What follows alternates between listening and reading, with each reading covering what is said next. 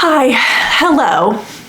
This is probably going to be a relatively short video, hopefully, for my editing's sake. I have somehow managed to put myself in a reading slump. We're not even through January already, and I am on the struggle bus. So I'm just going to talk a little bit about how I managed to put myself into this reading slump. So last we talked, I was reading the Hunger Games trilogy, and then I had these big plans and goals of things I wanted to read after. So namely, I wanted to read Battle Royale next. And then I swear I talked about another book and I should watch the video, but I don't know what that other book was that I mentioned that I wanted to read. It doesn't matter because I haven't touched either of them. So I read the first two Hunger Games books in 3-day increments each. Then I hit Mockingjay and I wanted to throw myself out the window. I hated it so much. It took me 5 days to read, and honestly, it would have taken me longer if I hadn't forced myself to read a chapter every time I even accidentally opened the Kindle app on my phone. Like, if it was open, I was forcing myself to read, and sometimes it would take me like an hour to make my way through a single chapter, but it was the only way I was going to read this friggin' book because I hated it.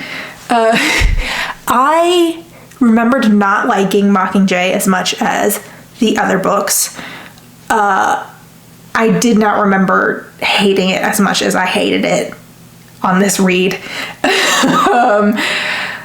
I don't know if it is just having lived through a pandemic for the last 2 years and, some political things that have happened since the first time I read Hunger Games, but I just found this book to be grim and not in an enjoyable way. I read a lot of dark and grim dystopian stuff, sci-fi that I enjoy. I don't need a super positive main character. I can appreciate some nuance and, negative aspects to things, but I just thought this was so negative and dark in a way I did not enjoy. I felt like the whole main argument was District 13 is as bad as the Capitol, and I just didn't agree. And if that was the argument being made, which maybe that isn't the argument being made, and maybe I'm putting my own, trauma into the reading of the third Hunger Games book. But if that is the argument that is being made, I don't know how you have the tied up with a bow happy epilogue that the book has, because Katniss, spoiler incoming, everyone has read this book, but spoiler warning anyways, if Coin was the only bad actor and killing her was enough to have the happy ending at the end of the book, then why was Gale turned into a warmonger that seemingly designed the weaponry that killed Prim? I don't know how the negative things that were put on District 13, and I should pull up examples, but I don't have the book anymore. I returned it to the library because I hated it. I returned it as soon as I could. I don't understand how the negative aspects of District 13 are magically fixed by just killing the president.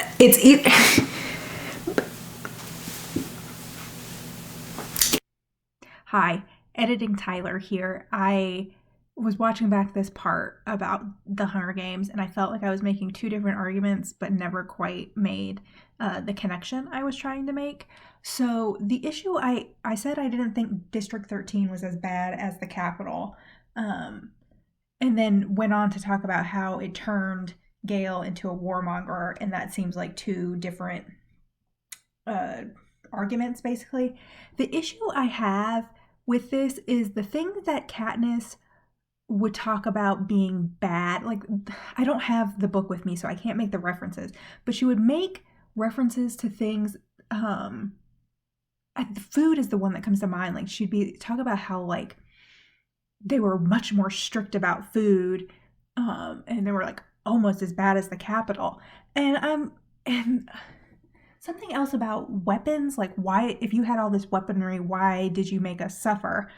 And I feel like the issue I had with that is District 13 is much smaller than, maybe it is actually larger than I thought, but the Capitol has control of all the districts. So of course they didn't attack the Capitol with the small amount of weaponry they had. And of course they had to manage the food that they had because they were living underground, hiding from the Capitol. So some of the things she would point out as being like bad about District 13, I'm like, that makes sense to me that a small faction that broke off from a very large country with a lot of power would try and get themselves back on their feet in some capacity and have a game plan before going back into battle. And then the thing with Gale becoming a warmonger, maybe that's just my own thing. Like, I didn't like what happened to Gale, but could be argued that District 13 was rotten from the inside out, like Katniss sensed. But if that's the case, then killing President Coin wouldn't do anything, right? Because systematically, District 13 would be bad, and all the other people in power would also be bad. And I just think I could see the killing Coin thing as working better if it had happened earlier in the book, and then we saw people come together to build a better District 13, and then I guess Pan Am in the last, I don't know, quarter, half of the book to get that happy ending for Katniss and Peeta that we saw in the epilogue. Like, that would have made more sense to me and probably make me a little less grouchy. Anyways, I just had to add that because I felt like I was missing that point when watching back my thoughts because I didn't come into it prepared. I did not enjoy this reading experience. And I will say I gave it 2 stars because I felt like maybe I eventually got into the place where I was just reading it in a negative mindset and I was nitpicking things that maybe I wouldn't have nitpicked in a different book that I was even mildly more positive towards. And a 1 star felt like maybe aggressive.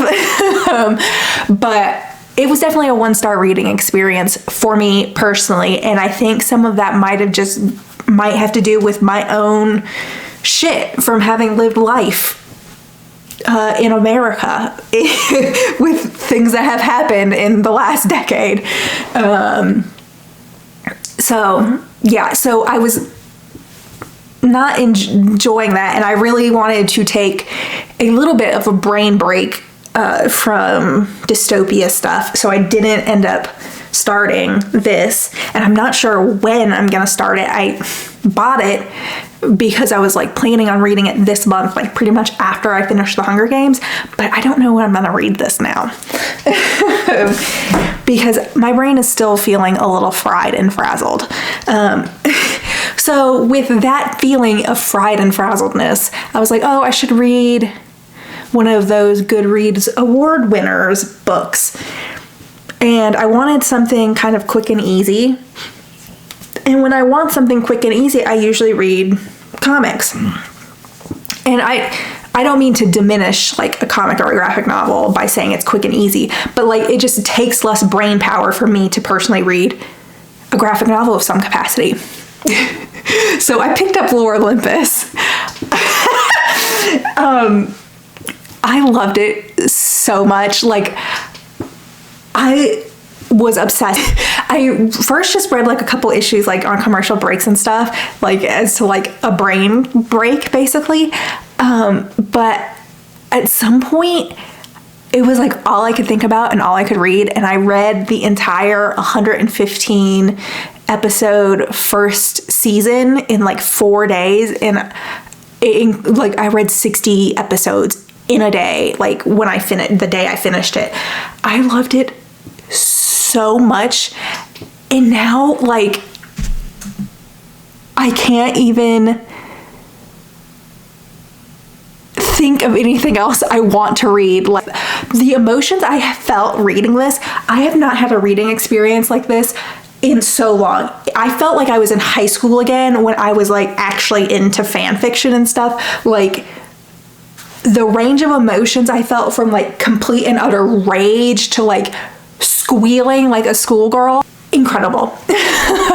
So I finished the first season and I marked it red on Goodreads because they have like the first like collected physical version, and then they have like the first season, which is obviously much longer than the first physical book. And the second season is technically on Goodreads, but it's not finished yet. So I spent multiple days waffling on whether to start the second season or not, and if I did start it, how was I going to track it on Goodreads? And I still haven't made a decision on that. It's been a couple of days and I still haven't started the second season because I can't decide how I want to handle it on Goodreads. But I loved it so much, and it was like all I wanted to think about for days. And like, honestly, I reread multiple issues in the days after I finished the first season because like all I wanted to think about was Hades and Persephone. I loved it so freaking much.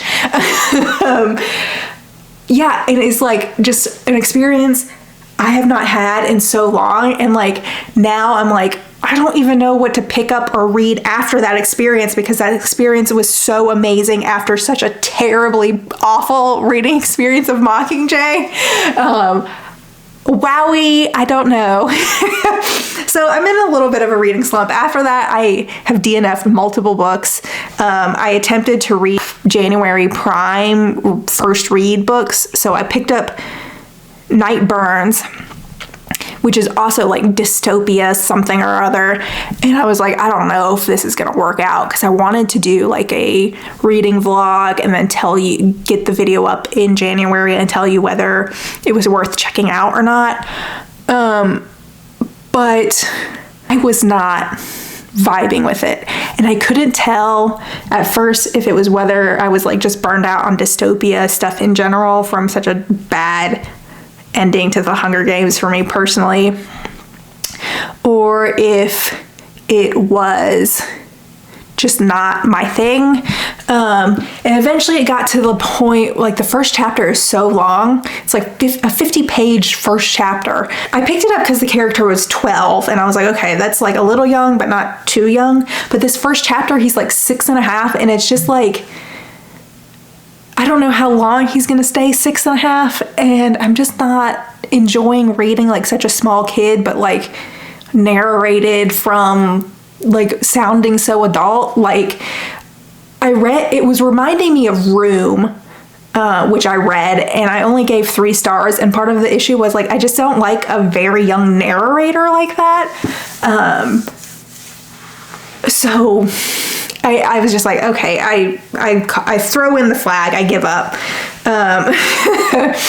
I DNF'd the comics and the origins of manga book as well, because my eyes were just glazing over. The first chapter talks so much about the direction of reading the text and like the way like panels are read in American comics and Japanese comics, and I couldn't, like it was breaking my brain, honestly. I couldn't, so it was a struggle to read like 5 pages sometimes. And today I was like trying to read it this afternoon and I was just like, I can't do this. I'm like not that invested in the topic in general. And it's also difficult for me to read because I just don't have the knowledge foundation for this not to be a struggle. And like I have read books that are a struggle to read and require a lot of background knowledge that I might not have, but it's on a topic that I'm more invested in than I was in this comics and manga book. So I had been reading it for over 2 weeks, and I was just like, I had read 40 pages, I think, in 2 weeks. So I was just like, this ain't it for me, and I called it quits on that. So then I was like, oh, I should pick something up off my TBR as my next read. So I picked up Blindness by Jose Saramago, which is a translated work, which is always a little dicey for me. And I DNF'd it pretty much immediately. I didn't take it off my TBR because I do think it's a book I will probably like, but my brain is just like so much mush right now that I knew I wasn't gonna be able to read it right now. Because sometimes translation works, I struggle with translated works in general sometimes, just because like obviously it was written in a different language, so then like sometimes it just comes off as so stilted, and it makes it sometimes a difficult read. 2, it's very wordy. I could tell already that this is a very verbose author, and I just don't have the bandwidth for it. 3, there are no quotation marks around dialogue. This is honestly one of my biggest pet peeves in fiction. I hate when they don't use the dialogue tags or whatever, because I don't get it. I truly don't get it. And like the dialogue wasn't even set apart from the paragraphs. Like the dialogue is just like in the paragraph, and it was taking so much thought to remember, is this actually being said by a person, or is it like inner narrative monologue sort of thing? And again, I don't have the bandwidth for it. And then the final deciding factor that put the nail in the coffin is it was not a Kindle book. It was only able to be read in the Libby app, which is not my favorite reading experience. I tend to prefer my infinite scroll when I read my Kindle books, because I read on my phone, and I don't like having to swipe for pages. So I was like, okay, this is already going to be a difficult read, and it's not in the Kindle. I need to read this at some other point when I have the brain capacity to deal with the things that I don't like right off the bat. So yeah, I DNF'd 3 books in the span of like 3 days or something, because I just couldn't.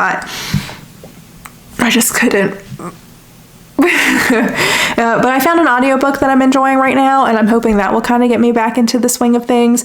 I also picked up Troublesome Woman. What is this called? The Book Woman of Troublesome Creek, which is like historic fiction.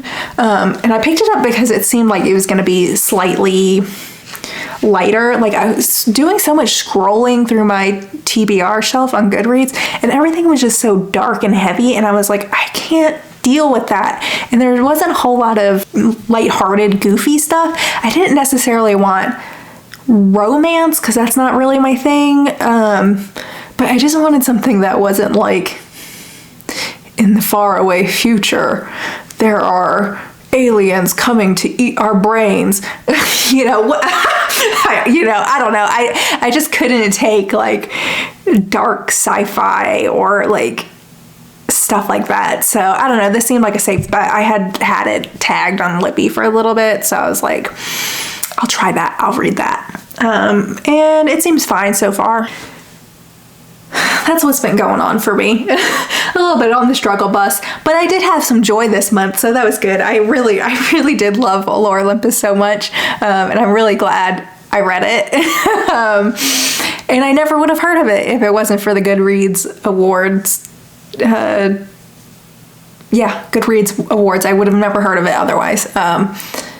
And so I'm glad I read it. I had so much fun reading it. I will eventually read season 2 in some capacity at some point. If you're looking for a like joyful experience that will bring you back to your fan fiction high school days, I recommend it. I will say there is like age gap stuff that goes on in it, and some people have a problem with that sort of thing. Personally, I don't have that much of an issue with it. Persephone and Hades are immortal beings, and so the fact that she is 19 and he is 2,000 years old doesn't really bother me, but there are definitely people that would probably bother. And there is definitely like sexual assault topics that are touched on in there. So if those are things that bother you, you probably wouldn't enjoy reading Lore Olympus. But I loved it. I had a great time. Anyways, I'm gonna go now because I have just been rambling because I did not go into this video with a game plan. I hope y'all have a great week. I will see you next week, hopefully. And then I should be doing a January wrap up, but seeing how I've talked about literally every book I have read so far this month, I don't know really what's going to be happening in that video that you haven't already heard in my previous videos, but that should be what's happening at the end of the month. Anyways, okay, I'm going to go. Bye!